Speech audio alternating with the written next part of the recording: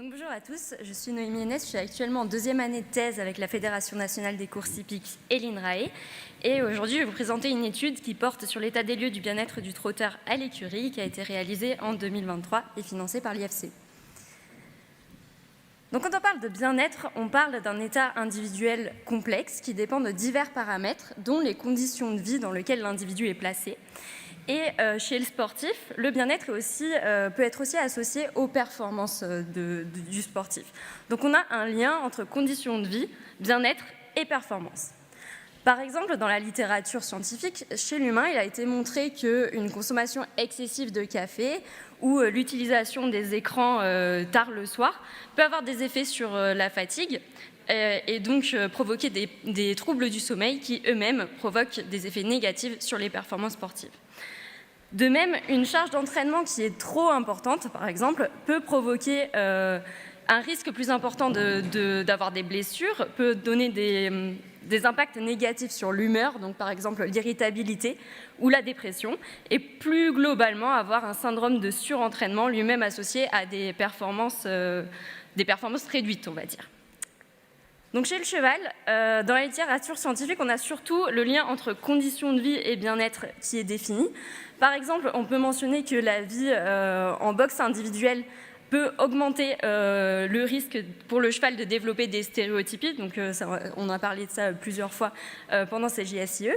Et par exemple, une alimentation trop riche en concentré et trop faible en fibres pourrait augmenter le risque d'avoir des ulcères gastriques chez les chevaux.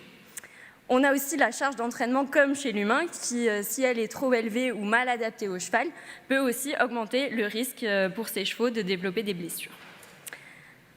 En revanche, pour le lien entre bien-être et performance, on a un peu moins de littérature là-dessus, mais on pourra tout de même noter une étude qui montrait que les chevaux qui étaient le plus stressés avant une compétition d'endurance étaient aussi ceux qui étaient les moins performants pendant cette épreuve d'endurance.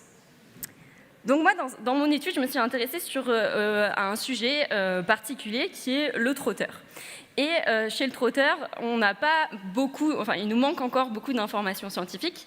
Et c'est pourquoi j'ai voulu me poser 3 questions principales. Donc la première, c'était vraiment quelles sont les conditions de vie du trotteur en France. Ma deuxième question portait sur le bien-être. Quels sont les points forts et les axes d'amélioration en termes de bien-être chez le trotteur? Et enfin, est-ce qu'il y a des liens entre le bien-être et performance chez le trotteur? Et si il existe des liens, quels sont-ils?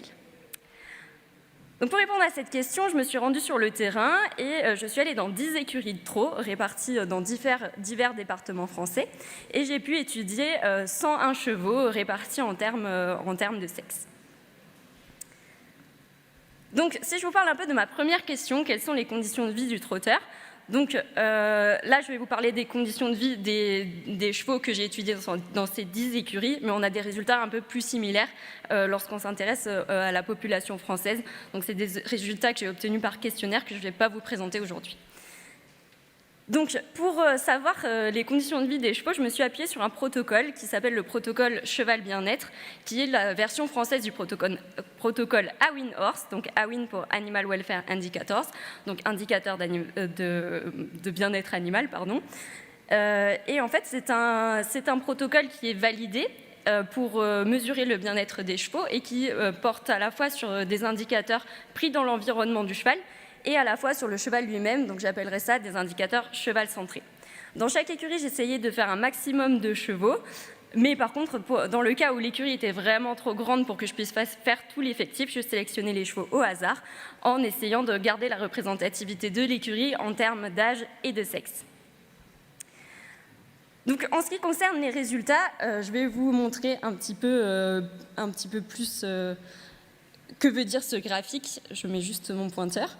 Donc, ce graphique, vous voyez des cercles et autour de ça, on a tous les indicateurs que j'ai pu relever.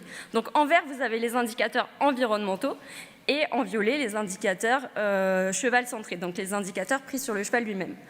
Lorsque le trait noir est sur le trait le plus extérieur, c'est-à-dire que 100% des chevaux ont été notés positivement sur cet indicateur-là, et quand le trait noir est au milieu, c'est que 0% des chevaux ont été notés positivement sur cet indicateur. Donc j'espère que je ne vous ai pas trop perdu. Mais si on prend l'exemple de l'eau disponible, on voit que 100% des chevaux avaient de l'eau disponible lorsque j'ai fait l'étude sur ces chevaux. Maintenant, quand on s'intéresse aux 3F, dont on a parlé plusieurs fois aujourd'hui, donc au fourrage, aux sorties et aux interactions, on peut voir qu'on a plus de 70% des chevaux qui avaient un accès au fourrage en illimité. On a environ 50% des chevaux qui pouvaient sortir quotidiennement au pré ou au paddock, et plus de 60% des chevaux qui avaient la possibilité d'avoir des contacts sociaux en groupe. Donc ça, qu'est-ce que ça veut dire pour la filière trot? C'est qu'on a quand même un respect des 3F pour la majorité des chevaux, donc pour plus de 50% des chevaux, ce qui est plutôt positif pour la filière, parce que ces 3F sont connus pour être des piliers du bien-être équin. Donc il semblerait que les chevaux trotteurs, pour plus de 50%, vivent dans des conditions qui sont plutôt bénéfiques à leur bien-être. On notera quand même que le reste de ces 50% n'étaient pas non plus dans des conditions extrêmes inverses. Donc j'avais aucun cheval, par exemple, qui ne sortait jamais. Ils avaient tous la possibilité d'avoir au moins des contacts olfactifs avec d'autres chevaux et sortaient tous au moins une fois par semaine. Ensuite, quand on s'intéresse à la deuxième question, quels sont les points forts et les axes d'amélioration en termes de bien-être, donc vraiment bien-être pris sur le cheval lui-même, j'ai utilisé 2 méthodes, donc toujours le protocole cheval bien-être, mais si vous avez bien suivi, c'est plutôt les indicateurs cheval centré, donc ceux qui étaient en violet tout à l'heure, et j'ai fait des observations comportementales aussi. Les observations comportementales, elles consistaient à la méthode, j'ai utilisé la méthode du scan sampling. Donc si vous voulez refaire pareil chez vous, écoutez bien ce que je vais dire. Donc il va falloir noter le comportement de votre cheval à un instant T, et ensuite réitérer l'opération à un intervalle de temps régulier. Donc ici, tous les 3 minutes, je prenais le comportement du cheval, et ça sur 2 créneaux de 3 heures dans la journée. Donc à chaque fois, je notais si le cheval était en observation, en train de se déplacer, de se reposer, de manger, ou alors d'être agressif envers l'humain, par exemple. Et ça m'a permis de faire 2 choses, à la fois d'estimer le budget d'activité des chevaux au cours de leur journée, donc au cours de ces 2 périodes de 3 heures, et regarder si ces chevaux effectuaient des comportements anormaux. Donc qu'est-ce que ça donne en termes de résultats? Donc toujours le même graphique que tout à l'heure, mais maintenant on s'intéresse aux indicateurs en violet. Déjà, on peut se dire que certains indicateurs sont notés à 100% pour tous les chevaux. Donc c'est le cas du poil sain, absence de tour, respiration normale ou absence de négligence des sabots. Donc on avait 100% des chevaux qui avaient le poil sain, qui ne toussaient pas, etc. Maintenant, quand on s'intéresse aux autres indicateurs, on voit qu'il y a un peu plus de variabilité interindividuelle.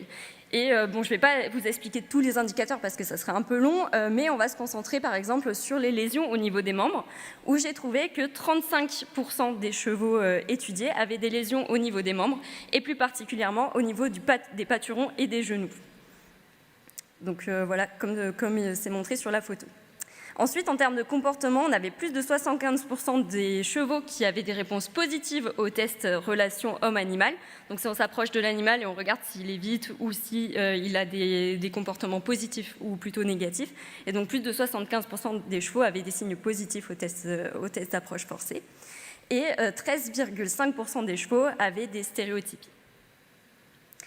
Donc sur le bien-être, on voit quand même qu'il y a certains indicateurs qui sont notés positivement pour pas mal de chevaux dans la population, mais on a des différences interindividuelles, notamment en termes de lésions au niveau des membres, où il y en a quand même beaucoup qui en ont, et ça semble assez dépendant de cette filière-là. Donc d'où l'importance d'avoir des protections ajustées et peut-être d'innover en termes de protection chez le trotteur pour protéger les zones qui ne sont pas protégées par les protections actuelles. Pour les observations comportementales, en ce qui concerne les résultats, j'ai pu voir que les chevaux passaient la majorité de leur temps à s'alimenter, à observer leur environnement et à se reposer. Donc ça, c'est pas bien différent de ce qu'on peut retrouver dans d'autres études, notamment des études sur le cheval de course. En revanche, en termes de comportements anormaux, j'ai 2 comportements anormaux principaux qui ressortent. Donc c'est l'immobilité-inactivité. Donc vous allez me dire, est-ce que c'est vraiment un comportement anormal? En fait, on peut se dire que oui, parce que ça a été associé dans d'autres études comme quelque chose de négatif. Et on avait des chevaux qui passaient 0% de leur temps dans cette posture inactive et d'autres qui passaient jusqu'à 18,8% de leur temps dans cette posture-là. Pour ce qui est des stéréotypies et autres comportements anormaux, on avait aussi de 0 à 18% du temps que les chevaux passaient à faire ces comportements anormaux. Donc, on a quand même une grande différence entre les individus en ce qui concerne les comportements anormaux, et cette étude ne nous a pas permis d'en définir les causes. Peut-être qu'on devrait s'intéresser plus aux conditions d'entraînement des chevaux pour définir s'il y a un lien entre conditions d'entraînement et comportements anormaux chez ces chevaux-là. Enfin, ma dernière question portait sur le bien-être et la performance. Et donc, quels sont les liens entre le bien-être et la performance, s'ils existent? Et pour cela, je me suis appuyée sur 3 indicateurs de performance principaux, qui étaient le pourcentage de courses dans lesquelles les chevaux ont été classés le cheval a été classé dans les 3 premiers au cours des 6 derniers mois, le pourcentage de courses où le cheval a été disqualifié dans les 6 derniers mois, et les gains moyens sur 6 mois. Et en fait, ce qui est assez intéressant, c'est qu'on a trouvé une corrélation entre le pourcentage de temps passé immobile inactif et le pourcentage de courses dans lequel le cheval a été classé dans les 3 premiers au cours des 6 derniers mois, et cette corrélation était négative. Au contraire, on a trouvé une corrélation positive entre le pourcentage de courses où le cheval a été disqualifié sur les 6 derniers mois et le pourcentage de temps passé inactif, immobile chez le cheval. Donc on voit en fait que plus le cheval a été observé en posture inactive immobile, moins il avait été performant sur les 6 derniers mois. Donc ça, c'est assez intéressant, d'autant plus que, comme je vous le disais, cette posture inactive immobile a été associée à un bien-être altéré dans d'autres études, dont une étude qui date de 2023, qui portait sur le cheval galopeur, une étude australienne. Et cette posture, on peut avoir 2 hypothèses quant à qu'est-ce que veut dire cette posture. Ça peut être une posture apathique, une posture de retrait qui a été décrite comme étant un petit peu comme de la dépression chez le cheval, et ce qui pourrait expliquer que les chevaux qui ont un état de bien-être altéré, donc qui seraient un peu dépressifs, si je mets des grosses guillemets, seraient aussi moins performants. Ça pourrait être aussi des phases d'interruption du sommeil. Donc si je décris un peu plus cette posture, c'est une posture où le cheval n'est pas au repos, hein. C'est bien différent du repos. Le cheval a l'œil ouvert et fixe, et les oreilles qui sont fixes également, mais qui ne sont pas pointées en avant. Et souvent, il adopte cette posture face à un mur. Et ça pourrait être aussi des altérations du sommeil, donc des phases de réveil entre les phases de sommeil léger, et ce qui veut dire que ces chevaux auraient une qualité du sommeil moindre, ce qui expliquerait leur baisse de performance. Bien sûr, il faut d'autres études qui s'appuient vraiment sur la description de ce comportement-là, et peut-être avec des analyses physiologiques en plus pour valider l'une ou l'autre des hypothèses et s'intéresser plus aux liens entre bien-être et performance. Donc, qu'est-ce qu'il faut retenir de cette étude? Eh bien, 3 choses principales.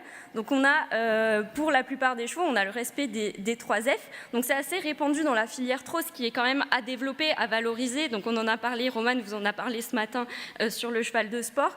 Mais sur le trotteur, donc on voit que c'est quand même une pratique assez répandue et qui semble pas contradictoire avec la performance sportive, vu que c'est tous des chevaux qui ont besoin de faire de la performance sportive. Donc les chevaux trotteurs vivent plutôt dans de bonnes conditions de vie. En revanche, on a quand même des...